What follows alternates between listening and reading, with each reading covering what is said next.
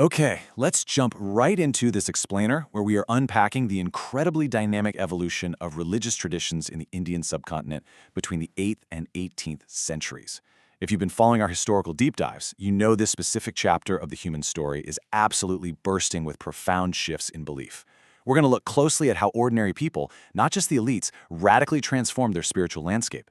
We're talking about everything from passionate new forms of devotion to outright rebellions against the established social order. It is a brilliant, messy story of integration, protest, and poetry, and honestly, its echoes are still super loud today. Let's get into it. To help us navigate 1,000 years of history, here is our roadmap. We'll start with the historical mosaic, move into blending beliefs and cults, cover the southern protest, look at the heroes of Shiva, and wrap up with Sufi voices and poetry. Section 1. The Historical Mosaic.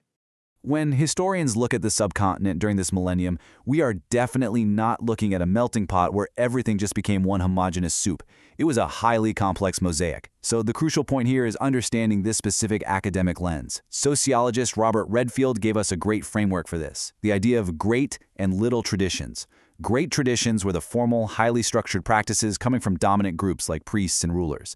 Think of the strict Sanskrit texts. Little traditions, on the other hand, were the everyday localized customs of peasant societies.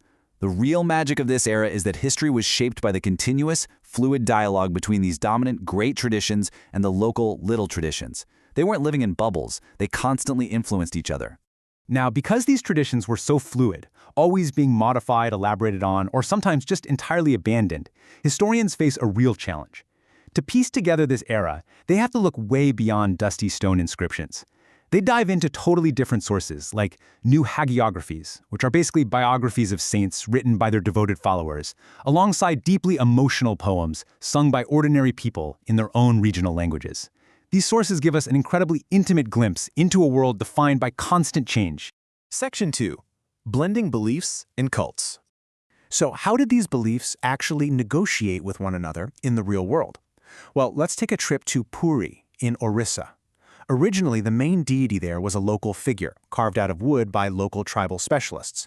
It's a textbook example of a little tradition. But by the 12th century, this local wooden deity was formally recognized as Jagannatha, which literally translates to the Lord of the World, and was officially identified as a form of the major Hindu god Vishnu. It perfectly merges the grassroots practice right into the formal, great tradition. We see the exact same blending process happening with local goddess worship.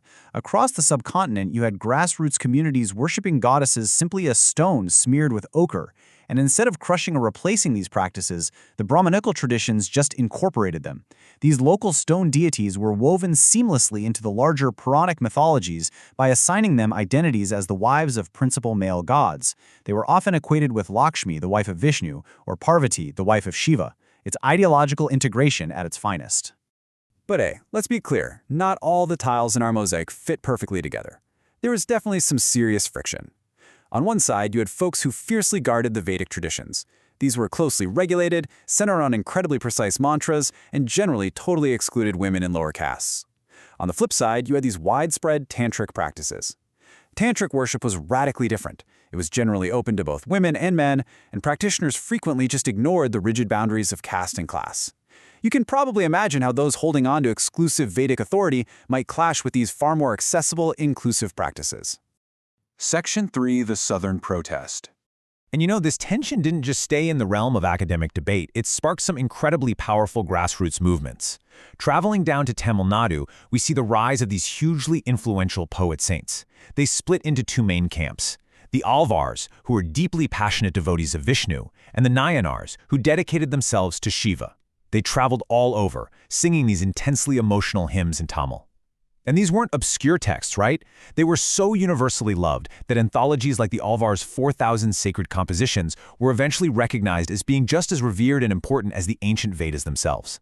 This wasn't just about singing beautiful songs, though. It was a full-on social protest. The Alvars and Nayanars effectively launched a movement against the rigid caste system and the traditional dominance of the Brahmanas. They were basically early social reformers. While some leaders were Brahmanas themselves, these movements proudly drew their most passionate followers from entirely diverse, marginalized backgrounds. We are talking artisans, cultivators, and even people from castes that society tragically deemed untouchable. It was a massive shakeup. Naturally, when a movement gets this popular among the masses, the political elites are going to pay attention. It's just how power works. Powerful royals eventually stepped in to align themselves directly with the devotion of the people. Specifically, the Chola kings, who ruled from the 9th to the 13th centuries, became massive patrons of these traditions. Why? Because supporting popular grassroots movements is a pretty smart way to secure your own power. They handed out extensive land grants, built breathtaking temples adorned with amazing sculptures, and formally introduced the singing of these Tamil hymns into daily temple rituals. They even consecrated metal images of the poet saints who started the movement in the first place. They essentially took the Bhakti movement and physically built it into the very architecture of their empire. Section 4. The Heroes of Shiva. Shifting gears geographically, let's head north to Karnataka in the 12th century. Here, we see another profound rebellion led by a Brahmana minister named Basavana. His followers became known as the Veera Shaiva, meaning the heroes of Shiva, or Lingayats, meaning the wearers of the linga. They worship Shiva explicitly in his manifestation as a linga, often wearing a miniature one in a silver case over their left shoulder. And much like the Tamil saints, they communicated their radical spiritual ideas not in elite Sanskrit, but in short, punchy, accessible sayings called vachanas written in the local Kannada language by both men and women. When you compare their daily practices to orthodox rules, the rebellion is just crystal clear. The Lingayats completely tossed out the strict Dharmashastric playbook. For example, instead of cremation, they practiced ceremonial burial. They totally allowed post-puberty marriage and strongly encouraged the remarriage of widows, both of which were heavily frowned upon by the Orthodox establishment. They consciously opted for practices that directly empowered the marginalized and gave dignity back to the people the system had pushed aside. They weren't just tweaking a few minor rituals here and there. They were literally dismantling the entire hierarchical worldview. They challenged the fundamental basis of caste and completely rejected the cruel concept of spiritual pollution attributed to certain social groups. They even questioned the standard Brahminical theory of rebirth. Instead, they believed that upon death, a true devotee simply unites directly with Shiva and won't return to this world. That massive theological shift is exactly why they buried their dead rather than cremating them. It was a hugely empowering paradigm shift. Section 5. Sufi Voices and Poetry. Now, let's bring Islamic traditions into the mix and see how they wove their own unique threads into this cultural fabric. To figure out how Sufism integrated into India, historians dig into a really fascinating array of texts produced in and around Sufi hospices. They look at formal treatises, which were essentially manuals on thought and practice, showing how ideas from outside the subcontinent made their way in, but even more intimately, they look at malfzat. These are literal recorded conversations of Sufi saints, like the beloved Sheikh Nizamuddin Auliya. These conversations were compiled specifically to teach and guide everyday followers, giving us a direct, unfiltered window into their spiritual teachings. And the Sufis were absolutely brilliant at adapting local storytelling to spread their message. They wrote these sweeping, mystical romances. A famous example is Malik Muhammad Jayasi's Padmavat. It uses the epic, recognizable romance of a king and a queen to symbolize the soul's incredibly difficult but beautiful journey toward the divine. These long, poetic compositions were recited in hospices, creating a deeply emotional, shared spiritual experience using narrative tropes the locals already knew and loved. But honestly, my absolute favorite example of this integration happens down in the Deccan villages. Here, Chishti Sufis composed short, relatable poems in Dakhani, a local variant of Urdu. These weren't meant to be recited in grand, echoing halls. They were sung by ordinary women while performing daily household chores, like spinning thread or grinding grain. They wrote lullabies and wedding songs.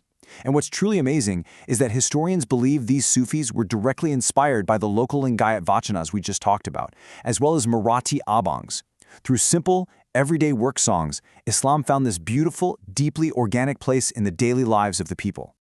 So, we've covered a millennium of intense spiritual evolution, from the complex blending of great and little traditions to radical social protests and moving mystical poetry. All of this leaves us with a really fascinating question to chew on. When you look around your own community today, or when you just observe modern culture, where do you still see the echoes of these ancient, defiant, and beautifully blended traditions? Think about the songs we sing, the stories we pass down, and the local shrines people still visit. History is not just stuck in the past, it is the living foundation of how we operate today. Thanks for joining me on this explainer, and keep questioning the history around you.